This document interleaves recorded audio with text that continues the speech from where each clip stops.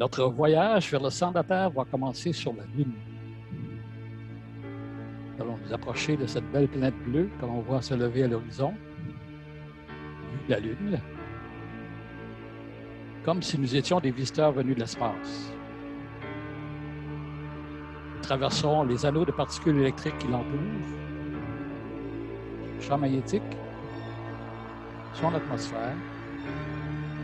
Puis grâce aux technologies qui nous permettent maintenant de sonder ses profondeurs, plongerons dans ses océans, sa croûte, son manteau, jusqu'à son noyau. Ce faisant, nous essaierons de comprendre l'origine de son activité sismique et volcanique, le déplacement des plaques tectoniques et des continents, la formation des montagnes et des océans, l'origine et le rôle de son champ magnétique.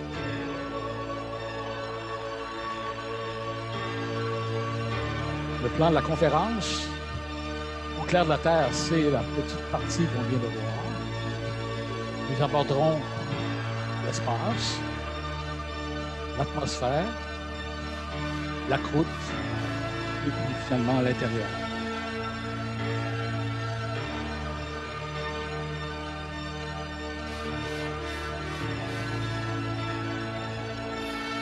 Revoici la Terre au loin vue de la Lune.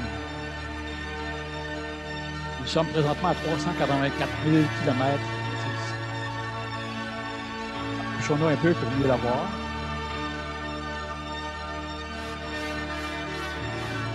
Faisons connaissance avec sa fiche cinématique, telle qu'elle apparaît peut-être dans l'Encyclopédie Galactica, une lointaine civilisation extraterrestre.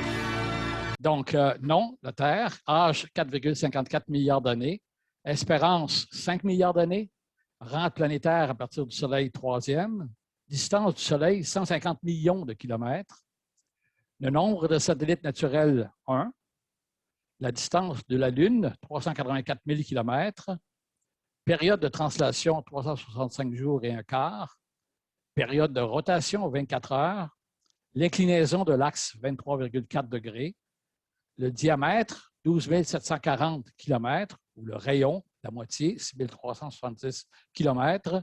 Ce sont des données qui vont nous revenir en cours de route, puisque c'est à l'intérieur de la Terre, donc il va falloir parcourir 6 370 km à travers la Terre pour pouvoir se rendre au centre. La circonférence, 40 000 km. La surface, 511 millions de kilomètres carrés. Le volume, 1000 milliards de kilomètres cubes. La masse, 6 millions de milliards de kilogrammes. Mais on va l'écrire en format scientifique, en notation scientifique. C'est 6 fois 10 à la 24 kg. C'est 6 avec 24 zéros kg, la masse de la Terre.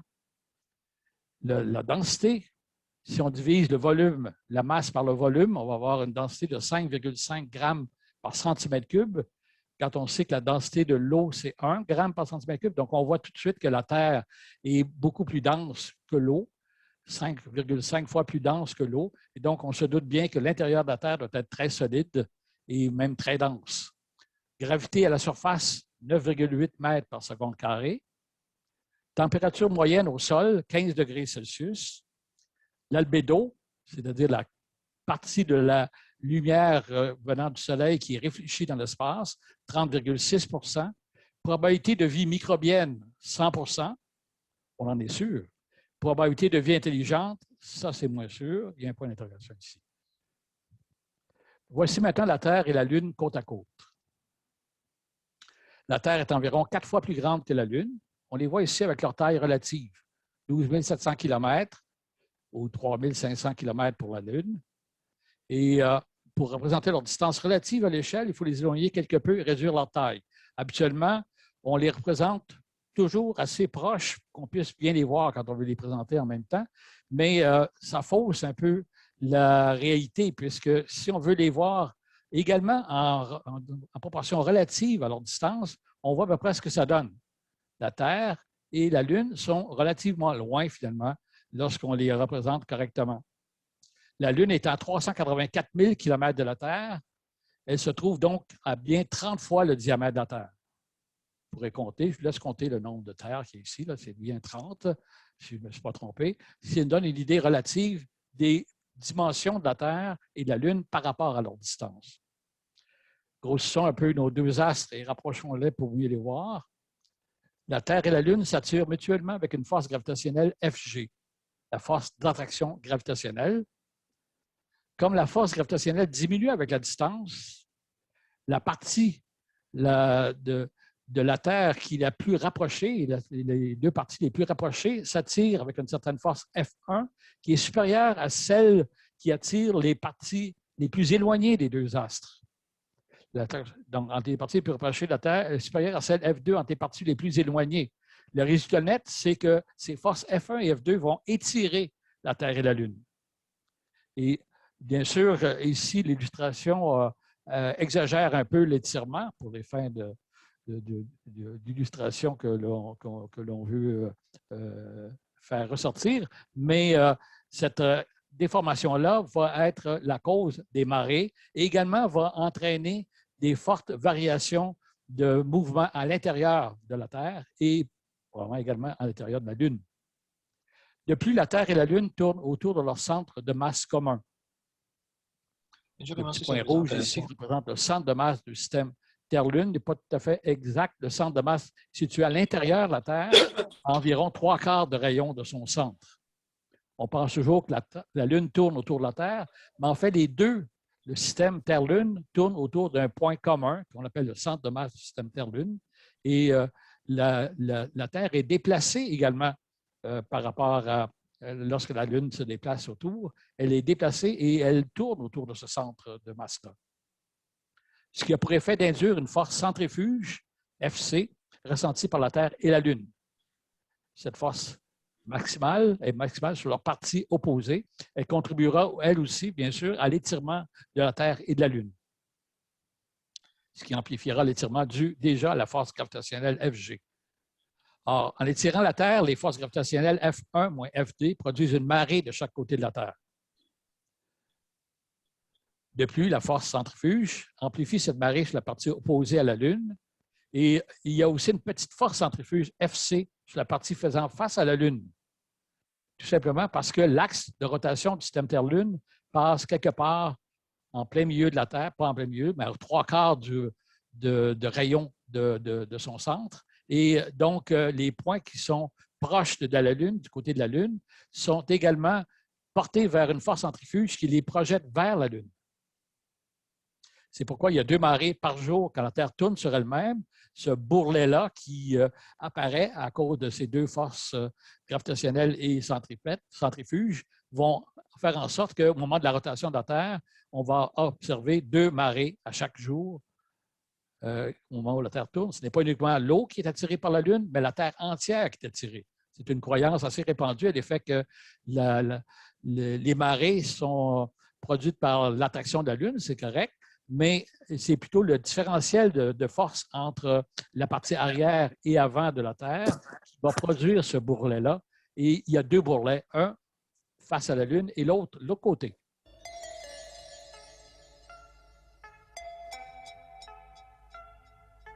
L'atmosphère maintenant.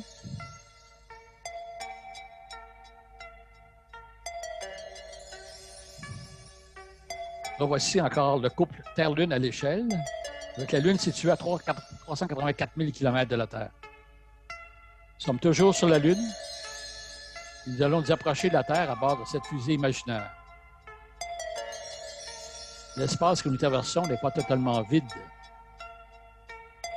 C'est un gaz extrêmement ténu, ayant une densité d'environ 100 particules par centimètre cube. Par comparaison, la densité de l'air au niveau de la mer est de 2 × 10 à la 18 molécules par centimètre. La température y est de moins 18 degrés Celsius, en équilibre thermique avec le rayonnement solaire. Rendu à environ 100 000 km de la Terre, la densité de particules commence à augmenter légèrement à un peu plus de 100 particules par centimètre cube. Nous entrons dans la couche supérieure de l'atmosphère, l'exosphère. En s'approchant de la Terre, on remarque une nuée de petits points blancs qui l'entourent. Chacun de ces petits points blancs représente un satellite ou un débris de satellite en orbite autour de la Terre. À 42 200 km du centre de la Terre, on remarque également un regroupement de ces petits points blancs le long de l'ellipse violette ici. On remarque également donc un regroupement de ces petits points blancs sur la circonférence d'un cercle d'environ 6,6 rayons terrestres. Ce sont les satellites placés sur une orbite géosynchrone. Si on s'approche un peu, on peut mieux voir encore là la quantité d'objets qui entourent la Terre. Les satellites placés sur cette orbite géosynchrone font le tour de la Terre en même temps que celle-ci fait un tour sur elle-même. Vu de la Terre, ces satellites semblent immobiles dans le ciel. C'est donc l'endroit idéal pour placer des satellites de télécommunication. Puisque vous n'avez pas à ajuster votre antenne satellite pendant que la Terre tourne, si vous voulez que celle-ci reste orientée vers l'un d'eux. Alors, tous les satellites qui sont sur cette orbite violette ici sont des satellites qui tournent en même temps que la Terre et donc semblent immobiles vus de la Terre. Lorsque on fixe une antenne en leur direction, on n'a pas besoin à ce moment-là, pendant tout le temps où on écoute une émission ou on est en communication, on n'a pas besoin de bouger l'antenne pour toujours être orienté vers ces satellites de télécommunication.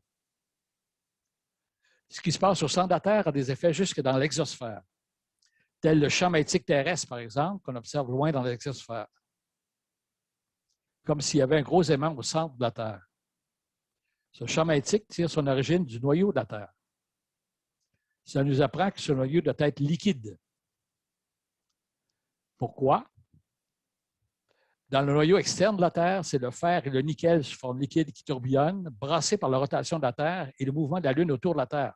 On a vu que lorsque la Lune tourne autour de la Terre, mais la Terre est également brassée parce qu'elle tourne par rapport au centre de masse et tout ceci va entraîner un mouvement du noyau de la Terre, le noyau externe de la Terre qui est liquide.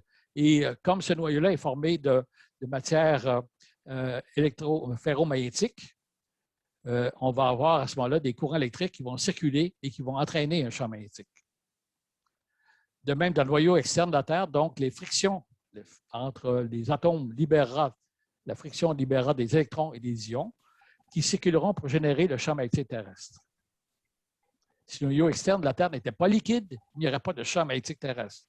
Donc, avant même d'approcher la Terre, on a déjà une information sur l'intérieur de la Terre à l'effet que l'intérieur de la Terre doit avoir une composante liquide et également, elle doit être composée de matériaux ferromagnétiques, comme le fer, le cobalt, le nickel.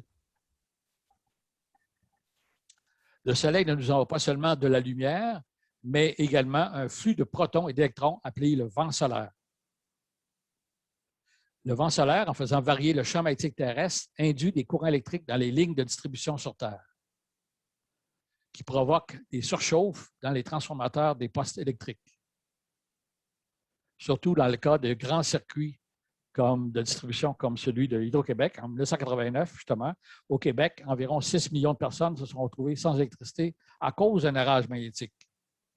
Lorsqu'on avait posé la question aux ingénieurs de Hydro-Québec et qu'ils avaient invoqué l'influence du Soleil, on avait ri d'eux. À ce moment-là, on pensait qu'ils essayaient de trouver une excuse, mais c'est effectivement le cas. Les tempêtes magnétiques, les tempêtes solaires peuvent induire des courants électriques extrêmement forts dans les très, très grands circuits comme ceux d'Hydro-Québec. Et aujourd'hui, on a réussi à se protéger contre ces fluctuations de champs magnétiques provenant du Soleil. Mais la majeure partie du vent solaire qui se dirige vers la Terre est déviée ou piégée par le champ magnétique terrestre qui sert de bouclier. On peut voir un peu, c'est une simulation ici, mais on peut voir un peu ici à gauche les particules qui nous viennent du Soleil et qui sont déviées littéralement par les lignes du champ magnétique. Une partie des particules piégées par le champ magnétique terrestre forme une ceinture autour de la Terre, la ceinture de Van Allen.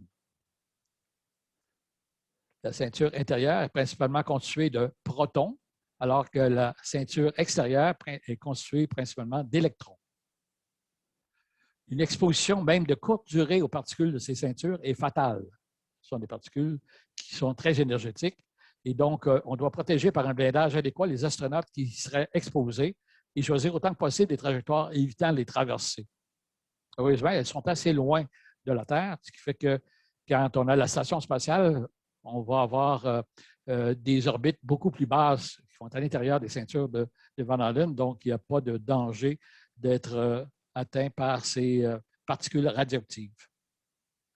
Il faut également éviter d'entrer en collision avec les quelques 5000 satellites et débris de plus d'1 mètre qui gravitent autour de la Terre. Donc, le retour sur Terre n'est pas si simple qu'on pourrait le penser. Il y a beaucoup d'obstacles à éviter et à connaître. Et vous pouvez voir ici, par la nuée de petits points blancs, le nombre de satellites en basse altitude qu'on retrouve tout autour de la Terre. Chacun des petits points blancs ici, c'est un objet ou un satellite ou un objet de plus d'1 mètre qui gravite autour de la Terre présentement. Une grande partie des électrons se concentrent au-dessus des pôles, là où le champ magnétique terrestre est le plus intense. Ces électrons tournent très rapidement et entrent en collision avec les molécules d'azote, N2, et d'oxygène, O2, de l'atmosphère, qui s'excitent puis se désexcitent en rémettant des photons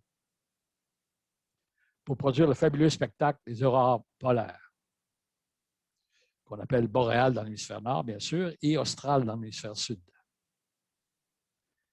Les aurores boréales émettent une lumière semblable à celle émise par un tube néon, où les électrons traversant le tube entrent en collision avec des atomes de néon qui s'excitent puis se désexcitent en émettant des photons. À plus de 100 km au-dessus de la Terre, l'atmosphère est extrêmement ténue. Mais on peut encore voir, des petites lignes qui sont ici. Ce sont des lignes provenant des aurores qui sont reliées aux aurores boréales, aux aurores polaires, ici, qui peuvent atteindre des altitudes jusqu'à 800 km au-dessus de la Terre. Jusque dans l'exosphère, donc là où il n'y a presque plus d'atomes pour émettre la lumière. Comme témoin cette photo qui a été prise de la navette spatiale Discovery en 1991. Continuons de nous approcher de la Terre. De l'exosphère, nous arrivons à la thermosphère, une couche de l'atmosphère située entre 400 km et 100 km au-dessus du sol. Son épaisseur de 300 km représente environ 5 % du rayon terrestre. Juste avant d'entrer dans la thermosphère, à 400 km au-dessus de la Terre, on aperçoit la Station spatiale internationale. La dernière fois que j'étais passé par là, en 2019, j'en avais profité pour saluer David Saint-Jacques, qui se trouvait alors dans la Station spatiale. En contournant la Terre, nous nous retrouvons dans la partie nocturne, où l'on peut observer de l'espace le nord-est de l'Amérique. On peut y voir d'un seul coup d'œil Montréal, Québec, Ottawa, Toronto, New York ici, on a Atlanta un peu au sud, Chicago et même Los Angeles de l'autre côté du continent, sur la côte Pacifique. Si on zoome encore un peu, pour mieux voir, parce que là, les épaisseurs sont de plus en plus petites en proportion du rayon terrestre, nous entrons maintenant dans la thermosphère. Cette couche atmosphérique doit son nom au fait que la température y est très élevée. Le maximum varie entre 300 et 1600 degrés Celsius selon l'activité solaire. La thermosphère se confond avec l'ionosphère, une région fortement ionisée par les rayons ultraviolets, qui brise les molécules d'O2 en ces deux atomes d'oxygène. Rendu dans la partie inférieure de la thermosphère, à environ 100 km d'altitude, la température descend jusqu'à moins 80 degrés Celsius.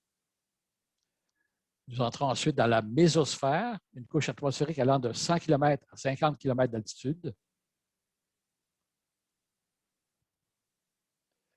Et en descendant dans la mésosphère, la température remonte jusqu'à 0 degré Celsius. Donc, on voit qu'en traversant l'atmosphère, on a des variations de température extrêmement prononcées qui vont de moins 80 à 0, même à plus 15. Ici, la densité est suffisamment élevée pour freiner les satellites et les météorites, qui deviennent des étoiles filantes. Ceux-ci s'échauffent contre les quelques particules d'air qu'ils rencontrent et ils sont détruits avant d'atteindre le sol, sauf pour les plus grosses pièces. Il y a ensuite la stratosphère, une couche située entre 50 et 12 km d'altitude. En descendant dans la stratosphère, la température redescend jusqu'à moins 55 degrés Celsius. La stratosphère est juste au-dessus des nuages. Des ballons météo peuvent atteindre ces altitudes. Les avions commerciaux volent typiquement au ras de la stratosphère à des altitudes de 12 km environ, ce qui leur permet d'éviter les turbulences de la convection qu'on retrouve dans la couche inférieure. C'est dans la stratosphère qu'on retrouve la couche d'ozone. Cette couche sert d'écran contre les rayonnements solaires ultraviolets qui peuvent représenter un danger pour les organismes vivants. En 1985, on observa une réduction de près de 50 de la couche d'ozone, formant un trou couvrant toute la surface de l'Antarctique. Les chlorofluorocarbures, les CFC, ont été identifiés comme étant les principaux responsables de cette réduction.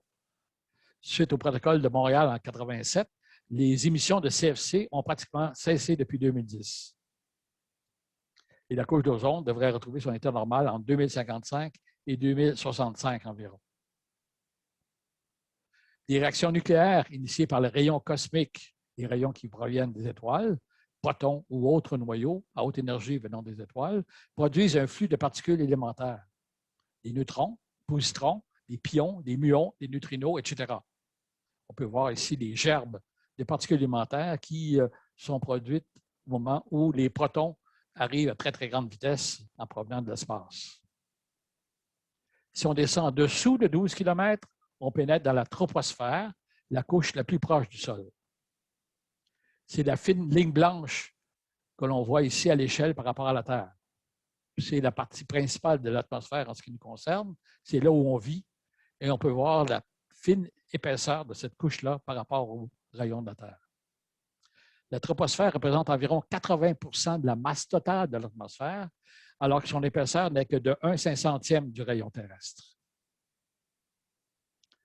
La troposphère est importante pour nous, bien sûr, quand on y trouve l'air qu'on respire. En descendant, l'air se réchauffe jusqu'à 15 degrés Celsius en moyenne au niveau de la mer. Le mont Everest, avec ses 8,8 km de haut, est dans la troposphère.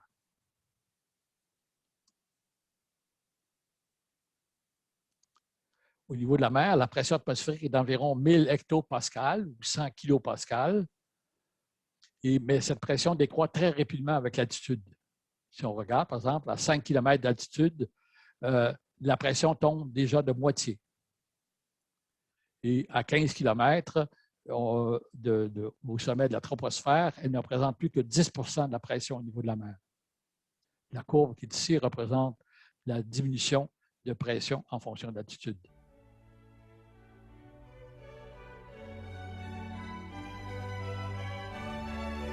Enfin, sur Terre, pas tout à fait.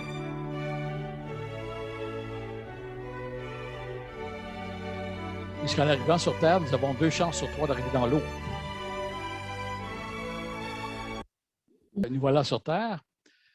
Comme on disait, on avait 2 chances sur 3 de se retrouver dans l'eau, mais nous voilà quand même sur Terre, à 6370 km de son centre. Comment s'en approcher? Y a-t-il un trou quelque part permettant de descendre jusqu'au centre?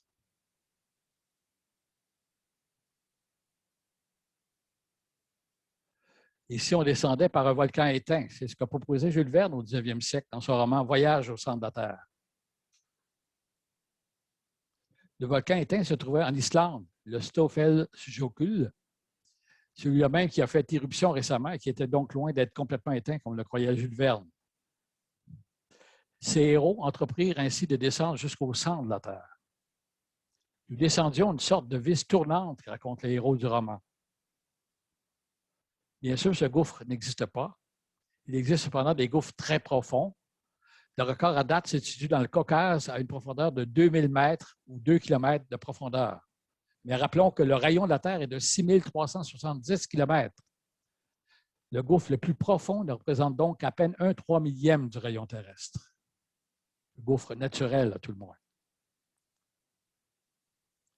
On peut essayer de descendre dans une mine. La plus profonde est la mine d'or de Totona en Afrique du Sud. Sa profondeur est de 3,9 km. Mais c'est à peine 1/1600e du rayon terrestre. Ce que nous apprend cependant la descente dans les mines, c'est que la température augmente progressivement de 1,3 degrés Celsius par 100 mètres au fur et à mesure qu'on s'enfonce dans la mine. Au fond de la mine de Totona, la température avoisine les 50 degrés Celsius. Donc, c'est des températures déjà à quelques kilomètres de profondeur. Les températures sont presque insupportables pour les humains. À certains endroits, la croûte terrestre est assez mince pour que les nappes phréatiques situées à moins de 1000 mètres de profondeur soient chauffées à plus de 100 degrés Celsius par la chaleur venant du magma. On peut se servir de cette eau chaude ou même de cette vapeur pour entraîner une turbine et produire de l'électricité à l'aide d'une génératrice. Ou encore pour chauffer directement les maisons reliées par des conduits. On en retrouve en Islande, entre autres, et dans certaines régions du monde où on peut obtenir des nappes phréatiques à plus de 100 degrés Celsius. Pour s'approcher du centre de la Terre, il faut d'abord percer la croûte terrestre. C'est une mince pellicule minérale de 35 km d'épaisseur en moyenne. On la voit ici en jaune à l'échelle, représentant environ 1/200 du rayon terrestre. C'est à peu près à l'échelle. La petite ligne jaune qui est ici, c'est la croûte terrestre qui fait le tour de la Terre. La croûte terrestre existe en deux variétés radicalement différentes. La croûte continentale, qui est composée principalement de roches granitiques, on peut voir ici à droite, notre gauche, ici sur l'écran, et la croûte océanique, composée principalement de roches volcaniques ou basaltiques. De nombreux autres critères différencient ces deux types de croûtes. En particulier, par exemple, leur épaisseur caractéristique de 35 km pour la croûte continentale contre 6 km seulement pour la croûte océanique. Et également l'âge moyen des matériaux qui les composent, 1 à 3 milliards d'années pour la croûte continentale contre moins de 200 milliards d'années pour la croûte océanique. Donc, il y a déjà des différences au niveau du manteau. Cette carte montre l'épaisseur de la croûte en kilomètres.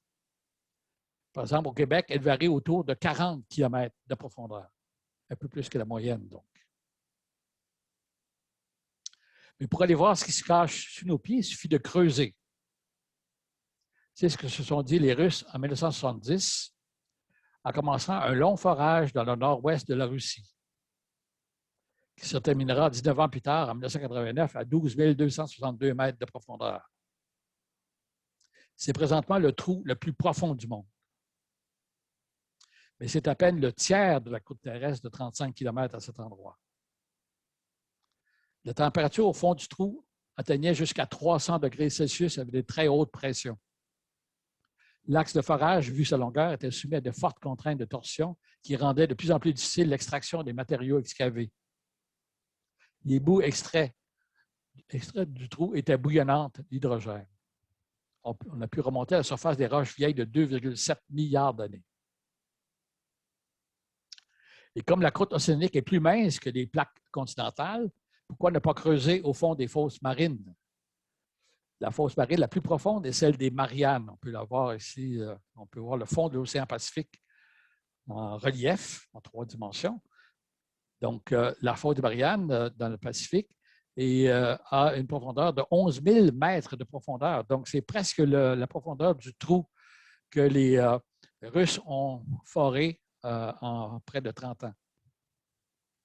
Le vaisseau de forage japonais Chikyu détient présentement le record en creusant plus de 2000 mètres sous le fond de l'océan Pacifique, ce qui correspond à peu près aux profondeurs déjà atteintes sur les couches continentales. On a donc jusqu'à maintenant à peine égratigné la croûte terrestre et jusqu'à maintenant, notre voyage vers le centre de la Terre ne nous a pas menés très loin. À peine 12 km de profondeur, c'est le plus loin où on est allé, soit environ un tiers de l'épaisseur de la croûte terrestre, représentée à l'échelle ici par la ligne jaune. Les plus grandes profondeurs atteintes représentent donc à peine le tiers de l'épaisseur de cette ligne jaune, et une piqûre de maringouin sur une pelure de pomme. Le trou le plus profond correspond à ce petit point rouge clignotant, je ne sais pas si vous pouvez le voir, dans ce coin-ci, en haut à droite, que l'on voit ici.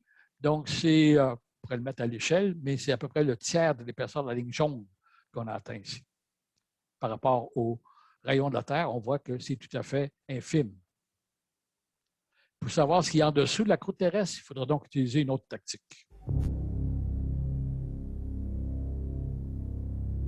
À défaut de pénétrer à l'intérieur de la Terre, on peut toujours observer ce qui en sort. Les volcans éjectent régulièrement de la lave et des scories provenant du manteau sous la croûte. Il existe plus de 10 000 volcans terrestres, dont plus de 1000 sont actifs. En plus de 2,5 millions de volcans sous-marins, dont plus de 10 000 actifs. Le magma terrestre s'écoule également des dorsales océaniques, qu'on ne voit pas tout à fait ici. Elles sont en jaune, ces dorsales océaniques, entre autres. Et ces volcans et ces dorsales ne sont pas répartis au hasard sur la Terre. On peut avoir cette impression lorsqu'on voit la carte. Mais en fait, ils se situent le long des failles dans la croûte terrestre. Ce sont les failles qui sont autour des plaques tectoniques. On voit ici la carte qui montre le morcellement de cette croûte en plaques tectoniques. On distingue aujourd'hui 8 plaques lithosphériques principales. La plaque nord-américaine, sud-américaine, africaine, eurasiatique, indo-australienne, nord-pacifique, sud-pacifique et antarctique. Et on peut voir, par exemple, si on remonte à la plaque nord-américaine, qu'une des failles se trouve sur la côte ouest nord-américaine. C'est là où on retrouve les plus grands tremblements de terre et éventuellement des éruptions volcaniques qui peuvent survenir le long de ces failles-là, en plus de 8 autres plaques secondaires qu'on peut retrouver. Au début du 20e siècle, Alfred Wegener remarqua que la côte est de l'Amérique du Sud semblait s'emboîter parfaitement dans la côte ouest de l'Afrique, un peu comme des pièces d'un puzzle. Et analysant les strates des côtes des deux continents, ainsi que les fossiles de l'ère primaire qu'on y a trouvés, il constate une continuité géologique entre les deux continents qui aurait été soudée dans le passé. Il en déduit que les continents devaient être regroupés il y a 280 millions d'années dans un supercontinent appelé la Pangée. On peut voir ici de quoi peut avoir l'air la Pangée. Et on voit déjà les failles dans la croûte terrestre qui étaient précurseurs des divisions qui vont apparaître entre les continents. Et au fur et à mesure que le temps s'est écoulé, en 280 millions d'années, on a pu voir un éloignement progressif de ces continents-là.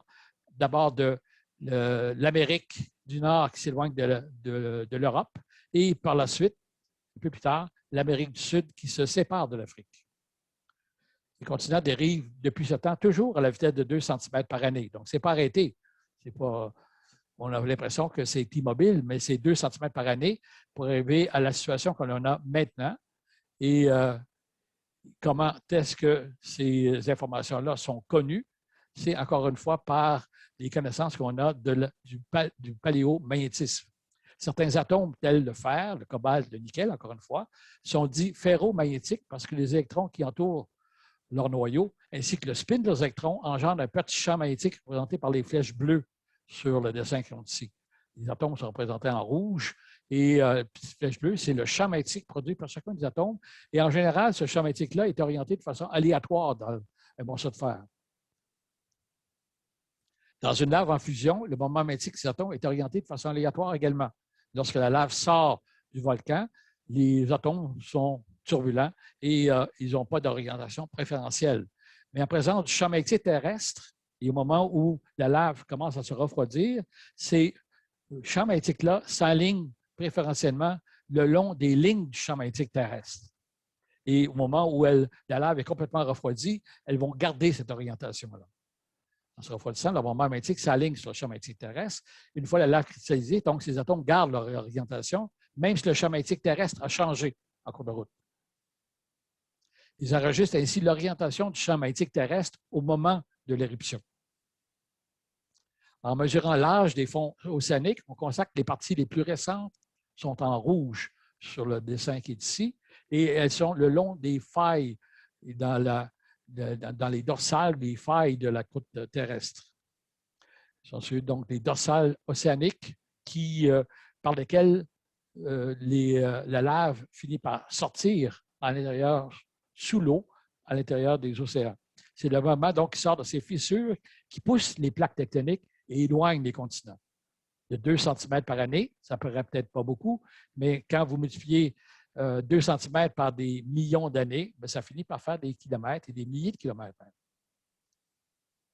Comment sait-on que c'est le mécanisme? C'est qu'on a analysé les volcans qui avaient accumulé plusieurs éruptions volcaniques et on peut voir qu'à différentes profondeurs, les couches de ce volcan-là ont des orientations de leur champ magnétique qui vont varier au fur et à mesure qu'on s'enfonce. Par exemple, lorsqu'on regarde les couches les plus superficielles, on s'aperçoit que le champ magnétique des roches basaltiques, des laves qui ont solidifié, est le même que l'orientation du champ magnétique actuel. Donc, c'est le champ magnétique normal. Mais si on s'enfonce un peu plus profondément, on remarque que les laves qui sont ici sont celles qu'on retrouvait il y a 800 000 ans et qui présentent un champ magnétique complètement opposé au champ magnétique actuel. Si on va encore plus profondément, il y a 1,2 million d'années, le champ magnétique était dans le même sens qu'aujourd'hui.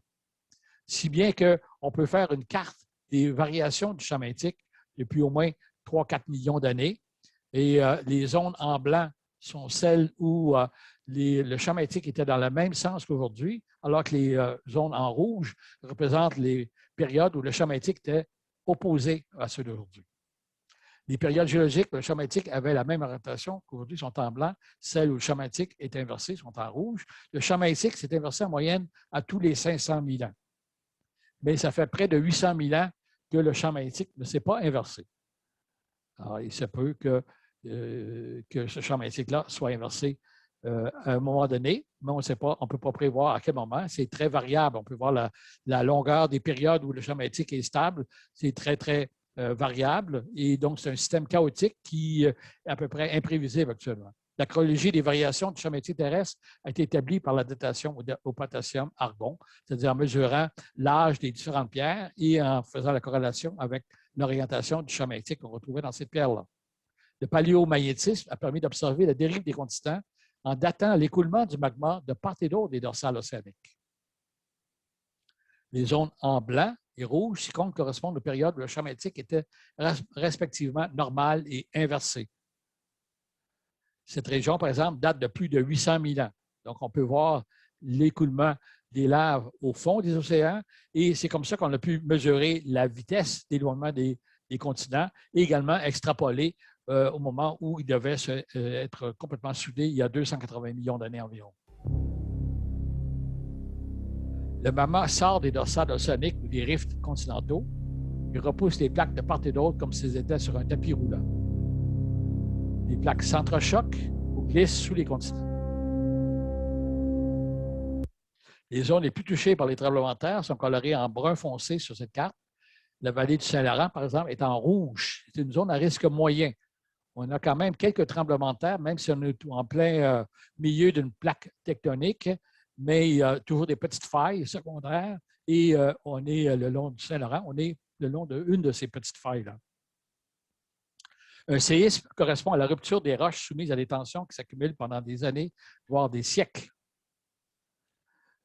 Dans les zones d'écorce terrestre soumises à des contraintes tectoniques. L'énergie accumulée pendant toute la période de déformation élastique des roches est alors brutalement libérée au foyer du séisme. On peut voir ici un exemple. Et cette énergie est transportée sur des très grandes distances par les vibrations ou ondes sismiques émises dans toutes les directions à partir du foyer. La magnitude d'un tremblement de terre est une mesure de l'énergie libérée lors d'un séisme. Sur l'échelle de Richter, le degré de magnitude va de 0 à 10. Pour chaque degré, l'énergie dégagée est 30 fois supérieure au degré précédent. Un tremblement de terre de magnitude 5, par exemple, dégage 30 fois plus d'énergie qu'un tremblement de magnitude 4.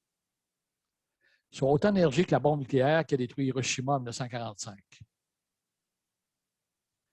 Depuis qu'on a commencé à mesurer les tremblements de terre en 1935, le plus important est celui qui est survenu au Chili en 1960.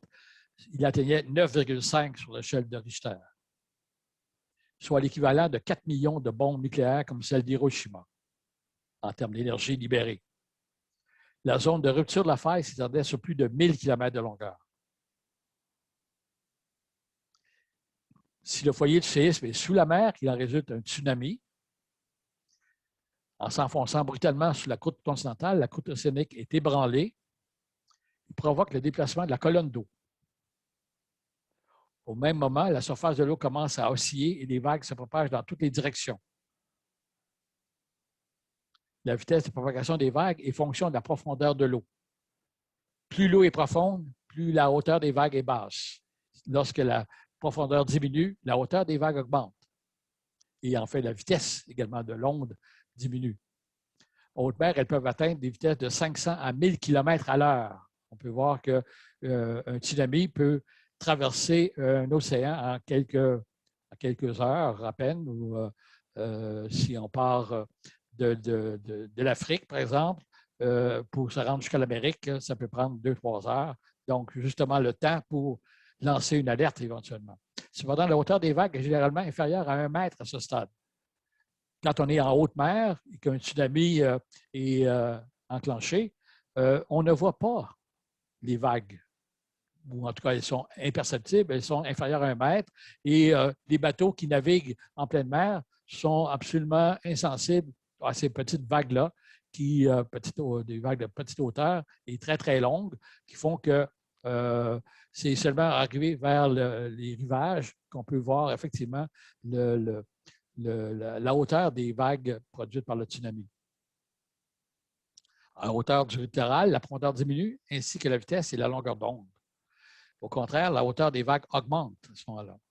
La vague déferlante du tsunami est précédée d'une courte période d'exondation, c'est-à-dire qu'un retrait de l'eau, caractérisé par un retrait soudain de la mer, pouvant aller jusqu'à plus d'1 kilomètre. Ce phénomène est trompeur. On a l'impression que la mer se retire, donc il n'y a plus de danger, mais c'est là que le danger revient parce que la vague revient et là, à ce moment-là, on peut atteindre des hauteurs de quelques dizaines de mètres dans certains cas. Les villes les plus à risque de subir un tsunami en Amérique du Nord sont New York et Boston, sur la côte est de l'Atlantique. Un pan des îles Canaries risque de s'effondrer un jour dans la mer.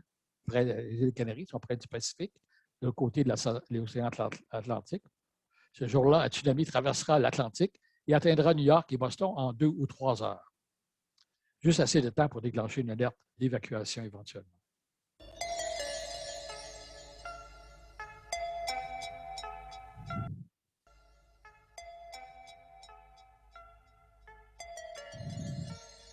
Donc, pour savoir ce qu'il y a à l'intérieur de la Terre, il suffit d'écouter. Les volcans, les séismes, les tremblements de terre, tout ça fait beaucoup de bruit. Ces bruits nous informent sur les entrailles de la Terre. Donc, les vibrations résultant de ces séismes forment des ondes sismiques qui se propagent partout à travers la Terre. La vitesse de ces ondes dépend de la densité et de la température du milieu traversé.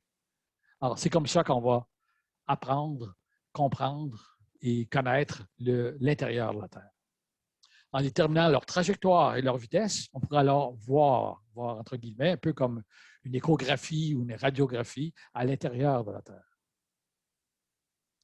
Les mouvements du sol provoqués par l'arrivée des ondes sismiques sont détectés en grandeur et en direction par 3 sismographes. Ici, je vous montre des sismographes un peu anciens. Aujourd'hui, on a des méthodes plus modernes, plus électroniques à tout le moins, pour pouvoir détecter des oscillations. Vous avez un sismographe horizontal orienté nord-sud, un autre orienté est-ouest et un troisième orienté qui permet de détecter des vibrations verticales. C'est la composition de ces 3 axes de vibration qui vont nous informer sur les caractéristiques des ondes sismiques, de leur orientation. Et on va voir, à partir du moment où on va avoir détecté le point d'émission de l'onde sismique, on va pouvoir voir la vitesse avec laquelle elles atteignent un point donné de la Terre. Et de là, on va pouvoir en déduire la vitesse des trajectoires qu'elles ont pu suivre en cours de route. Suite à un séisme, l'ébranlement de la côte terrestre enregistré par un sismographe permet de définir 3 principaux types d'ondes. Les ondes P, qui sont des ondes de compression, les ondes S, qui sont des ondes de cisaillement, on va y revenir à ça, et les ondes de surface L, qui sont les plus dommageables. On peut voir par les amplitudes des oscillations ici que les ondes L sont vraiment les plus fortes amplitudes, et ce sont elles qui sont les plus dommageables. Les ondes P sont des ondes sonores. Elles se propagent en compression longitudinale, un peu comme si je faisais osciller l'extrémité d'un ressort. Ce sont les spires qui se rapprochent ou s'éloignent, qui vont se propager le long du ressort et qui vont produire une onde de compression et de décompression le long du ressort. Ce sont les plus rapides, 6 km par seconde près de la surface. et donc les premières à être enregistrées par les sismographes. Alors, quand on enregistre une onde P, des ondes P, on peut s'attendre à avoir des ondes S et ensuite des ondes L. Et les ondes L sont les plus dommageables. C'est elles qui vont entraîner les destructions les plus importantes. Elles nous servent de signal avant-coureur, si on veut, avant d'avoir les ondes les plus dommageables qui résultent du tremblement de terre. Leur vitesse augmente avec la profondeur. Elle est de 7,8 km par seconde au niveau de la lithosphère. Et les ondes P peuvent se propager aussi bien dans les solides que dans les liquides ou les gaz comme l'air. En fait, comme ce sont des ondes sonores d'une certaine façon, on voit bien que les ondes sonores peuvent se propager dans l'air. Le fait que vous puissiez m'entendre actuellement est la preuve même que les ondes sonores se propagent dans l'air, mais ce sont les seules ondes qui se propagent dans les gaz et même dans les liquides. Elles sont responsables du grondement sourd que l'on peut entendre au début d'un tremblement de terre, qui sont souvent ressentis par les animaux, par exemple des chiens qui sont collés à la surface de la terre, vont ressentir, ils sont très sensibles à des vibrations, donc peuvent ressentir d'avance le tremblement de terre qui s'en vient. On a pensé à un moment donné qu'ils avaient presque des dons extrasensoriaux, mais c'est simplement qu'ils peuvent ressentir des vibrations à très, très basse fréquence au niveau du sol. Et ces ondes-là sont précurseurs des ondes plus dommageables qui vont survenir quelques fractions de secondes plus tard, quelques secondes plus tard. Les ondes S sont des ondes transversales ou de cisaillement. Leur oscillation est perpendiculaire à leur déplacement, un peu comme les oscillations d'une corde. Par exemple, lorsque je fais vibrer l'extrémité d'une corde, les oscillations se trouvent à être dans un plan vertical et perpendiculaire, en tout cas à la propagation. Et ces ondes-là vont entraîner un cisaillement, une déformation des roches ou des matériaux qui vont être traversés. Elles ne se propagent pas dans les liquides ou les gaz. Il faut que ce soit dans un solide pour que ces ondes-là puissent se propager. Seulement dans les solides qu'on appelle élastiques. Leur vitesse augmente avec la profondeur où elle passe de 4 km par seconde à 5,5 km par seconde. Et finalement, les ondes L sont des ondes de surface qui se propagent en torsion, un peu comme un accordéon. Leur vitesse est beaucoup plus faible que les deux autres types d'ondes. Mais ce sont les ondes L qui causent les plus grands dommages en surface. Lorsqu'un ray sismique qui se propage à partir du foyer d'un séisme atteint une surface de discontinuité, ici on essaie d'expliquer comment on essaie de comprendre l'intérieur de la Terre à partir de la façon que les ondes sismiques se propagent. Les ondes sismiques répondent ou obéissent à des lois semblables à la lumière ou à toutes les autres ondes. C'est-à-dire que quand on rencontre un endroit où la vitesse peut changer, il y a une partie qui va être réfléchie, une autre partie qui va être transmise en cours de route. Et quand elle est transmise, elle va être réfractée, légèrement déviée par rapport à sa direction originale. Et à partir de là, on peut voir par l'angle de déviation et par la quantité d'énergie qui est réfléchie, on peut avoir une idée de la composition des deux milieux qui sont atteints par l'onde sismique. Une partie donc est réfléchie, revient dans le premier milieu, et une autre partie est réfractée, continue dans le deuxième milieu. C'est ainsi que les ondes sismiques provenant des tremblements de terre nous ont permis d'explorer l'intérieur de la Terre. Si on voit ici dans l'exemple l'épicentre du tremblement de terre qui est représenté par le petit point rouge qui est ici, on voit ici la trajectoire des ondes P, PP, PPP. À chaque fois qu'on rajoute un P, c'est parce que l'onde part de l'épicentre et est réfractée ou déviée en cours de route en traversant les régions intérieures, est réfractée et réfléchie à l'intérieur de la Terre, revient au niveau du sol comme étant PP, un deuxième retour, est réfracté, réfléchi à l'intérieur, revient au niveau du sol encore une fois. Même chose pour les ondes S qui apparaissent, qui suivent d'autres trajectoires en cours de route. On voit ici les trajectoires, donc c'est de ces ondes PP et S ou SS à travers les différentes couches internes de la Terre. Les ondes K, pour leur part traversent le noyau externe de la Terre. Le noyau externe qui est ici. Ce sont des ondes de cisaillement également. Il y a à l'intérieur du noyau interne, les ondes sismiques n'ont pas été représentées ici, mais on a des ondes sismiques I et J, qui sont des ondes de compression et de cisaillement, qui traversent le noyau interne, qui vont nous informer sur la composition du noyau interne. Voici enfin ce que la tomographie sismique nous a appris sur l'intérieur de la Terre. La croûte continentale est un solide granitique surmonté par endroits de roches sédimentaires. Son épaisseur est en moyenne de 35 km. Elle peut aller jusqu'à 100 km sur les massifs montagneux. La croûte océanique est un solide composé de roches basaltiques, roches provenant de lave. Son épaisseur est en moyenne de 5 km. On avait vu ça tout à l'heure quand on a vu les plaques, la croûte continentale, la croûte océanique. Il est formé essentiellement de roches magmatiques. Le manteau supérieur est en partie liquide.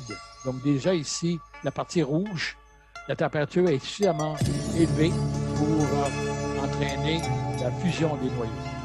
La lithosphère est constituée de la croûte et d'une partie du manteau supérieur. La limite inférieure de la lithosphère se trouve à une profondeur comprise entre 100 et 200 km. C'est là où les roches magmatiques approchent de leur point de fusion. Le manteau inférieur a les propriétés d'un solide élastique. Il représente 84 du volume terrestre, tout le manteau intérieur en jaune ici. Il comprend des zones de subduction, c'est-à-dire là, des endroits où les plaques tectoniques s'enfoncent parfois jusqu'à plusieurs centaines de kilomètres dans le manteau. La lave des volcans provient du manteau de la Terre, essentiellement, en grande partie. Deux types de volcans sont représentés ici. Il y a les volcans le plus profond des deux est dit de point chaud. C'est un volcan où la lave qui en sort provient presque du noyau de la Terre ou de la partie la plus centrale, la plus éloignée du manteau. La région de point 7 ici. Et il s'agit de volcans dont le magma provient des profondeurs du manteau proche de la limite avec le noyau liquide. Les moins profonds des deux est constitué de volcans dont le magma provient du manteau supérieur. Donc, on a compris qu'en analysant les laves qui sortent de ces différents volcans-là, on a également d'autres informations sur la composition de l'intérieur de la Terre. Ces derniers volcans sont liés aux plaques tectoniques et suivent le mouvement de l'écorce terrestre. Or, les mouvements des plaques tectoniques, entre autres, sont entraînés par, on l'a vu, par les dorsales océaniques, les laves qui s'écoulent à l'intérieur de l'océan, au fond des océans, mais également le long de différentes failles, elles vont entraîner le mouvement des plaques tectoniques, tellement les énergies libérées lors de ces éruptions-là sont importantes. Le manteau est le siège de courants de convection qui transforment la majeure partie de l'énergie calorifique du milieu de la Terre vers la surface. Ces courants provoquent la dérive des continents, mais leurs caractéristiques précises, vitesse, amplitude, localisation, sont encore mal connues. L'analyse d'échantillons de lave en provenance du manteau a montré en 2014 qu'il y a de l'eau entre 410 et 660 km de profondeur. C'était une des grandes surprises, il y a à peine même pas 10 ans, qu'on a pu trouver qu'il y avait énormément d'eau à l'intérieur de l'écorce, pas de la côte, mais du manteau terrestre, soit la frontière entre le manteau supérieur et le manteau inférieur environ. En fait, ce n'est pas vraiment de l'eau sous la forme de molécules H2O, mais sous la forme de molécules OH, hydroxyde. C'est une molécule où il manque un atome d'hydrogène, si on veut en faire de l'eau, mais qui peut se transformer facilement en eau une fois qu'ils réagissent avec de l'hydrogène à un certain moment donné. Donc, c'est des molécules OH incluses dans certains minéraux. Le manteau terrestre en formerait une quantité d'eau au moins équivalente à celle de tous les océans de la planète. L'eau est chassée du manteau lors d'éruptions volcaniques, principalement au niveau des dorsales océaniques. Ici, on peut voir une éruption. Et en retour, l'eau de mer peut s'infiltrer dans la côte océanique et s'insinue dans le manteau par les zones de subduction, encore là. Donc, il y a une circulation de l'eau qui provient de l'intérieur de la Terre et de l'eau qui est à la surface de la Terre qui s'infiltre à l'intérieur de l'eau et qui va se concentrer dans la partie entre le manteau inférieur et le manteau supérieur. Le noyau externe, on va encore un peu plus profond, le noyau externe liquide est composé de l'alliage fer-nickel, environ 80 à 15 de fer et de nickel, plus quelques éléments plus légers. Sa température moyenne atteint 4000 degrés Celsius et sa densité est 10. 10 veut dire 10 fois la densité de l'eau. Cette énorme quantité de métal en fusion est ajoutée suite aux divers mouvements de rotation et de précession du globe terrestre, comme on l'a vu, entre autres, à cause de la Lune qui tourne autour de la Terre, qui va entraîner un brassage de l'intérieur de la Terre et de la rotation de la Terre, bien sûr, elle-même, qui va faire en sorte que ce noyau liquide-là va être continuellement en mouvement et en perturbation. Les écoulements de fer liquide peuvent y engendrer des courants électriques qui donnent naissance à des champs magnétiques. C'est l'origine du champ magnétique terrestre. Le noyau liquide est donc à l'origine du champ magnétique terrestre. Le noyau interne solide, lui, est un alliage de fer et de nickel constitué par cristallisation progressive du noyau externe. Donc, il s'agit d'une concentration de fer et de nickel, mais à cause des pressions énormes qu'on y retrouve, ce noyau-là est sous forme solide. La pression est de 3,5 millions de bars. Un bar, c'est la pression atmosphérique, donc 350 gigapascales. Le maintient dans un état solide malgré une température supérieure à 5000 degrés Celsius et une densité d'environ 13, c'est-à-dire 13 fois celle de l'eau. Voilà, nous avons atteint le centre de la Terre. C'est la fin du voyage. Je retourne maintenant à la surface. Vous voyez comme c'est facile de revenir. Je vais recevoir les diapos de la conférence. Pour toute question, commentaire, vous pouvez m'écrire à alainbonnier@videotron.ca.